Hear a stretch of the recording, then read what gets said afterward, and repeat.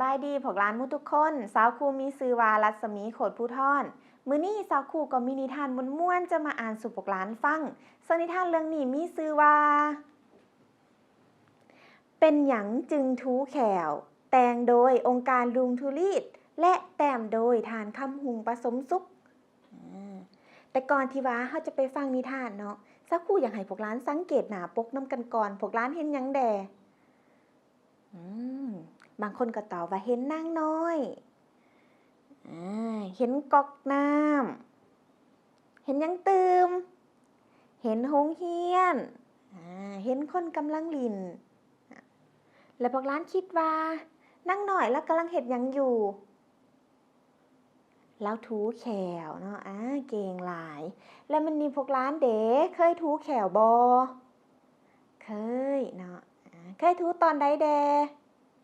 บางคนก็ตอบว่าทูตอนเช้านะบางคนก็ตอบว่าทูทั้งตอนเช้าและตอนแลงแล้วพวกร้านคิดว่าเรื่องนี้จะเว้าเกี่ยวกับหยังสิเป็นคือพวกร้านคิดบ่เฮาไปฟังนำกันเลย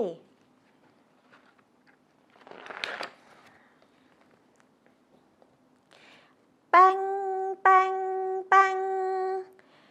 ฮอดเวลาเลิกลินแล้วทุกมื้อ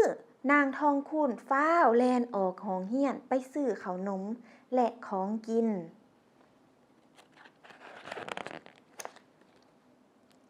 ทองคูณกินข้าวนมอมและของกินหลายอย่างแล้วฝ่าวไปหลินจนลืมทูแขวแขวของทองคูณเหลืองและเวลาเว้าก็มีกินปากทองคูณเริ่มเจ็บแขวและลูบแก้มไปมาทองคูณเอามือค้ำแก้มโอ้ยเจ็บแขวเด้บัดนี้พวกหลานคิดว่าต่อไปทองคูณจะเฮ็ดแนวใดเพื่อให้เศร้าเจ็บแขวสิเป็นคือพวกหลานคิดบ่เฮาไปฟังต่อนำกันเลยนางสมใจบอกให้ทองคูณไปทูแขวบ่ข่อยบ่อยากทูแขวเพราะข่อยเจ็บแขว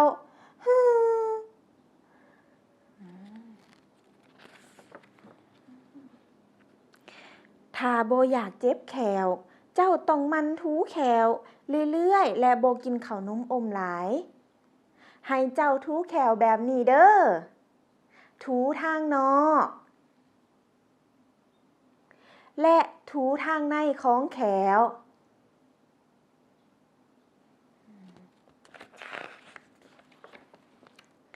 ทูแขวเบื้องเทิงและเบื้องลุมทูลิ้นบ้วนปากและทมน้ำออกควรทูแขวให้สะอาดในตอนเช้าและก่อนนอนทุกมื้อ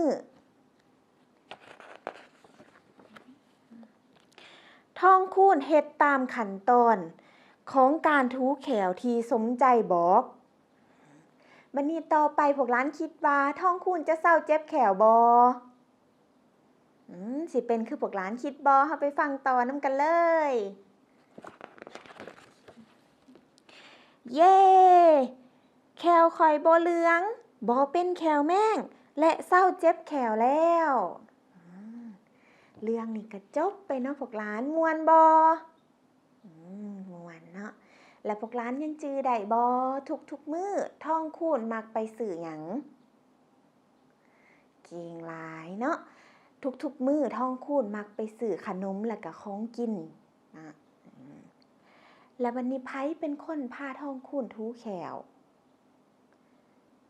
เก่งหลายเนาะพวกหลานนางสมใจเป็นคนพาทองคูณทูแขวและสุดท้ายทองคูณเศร้าเจ็บแขวบ่เศร้าเนาะพวกหลานเพราะว่าทองคูณได้ทูแขวตามวิธีการที่สมใจบอกทุกขั้นตอนเนาะก็เลยเฮ็ดให้เราเศร้าเจ็บแขวและแขวของเราก็ขาวงามถือว่าพวกหลานยังจื้อบทเรื่องของเฮาได้ดีเนาะเก่งหลายเนาะมาฮอดนี้เรื่องเป็นหยังจึงทูแขวก็จบลงเพียงซำนี้ ขอขอบใจพวกหลานหมู่ทุกคนเนาะที่มาร่วมอ่านนิทานกับสาวคู่มื้อหน้าพบกันใหม่บ๊ายบาย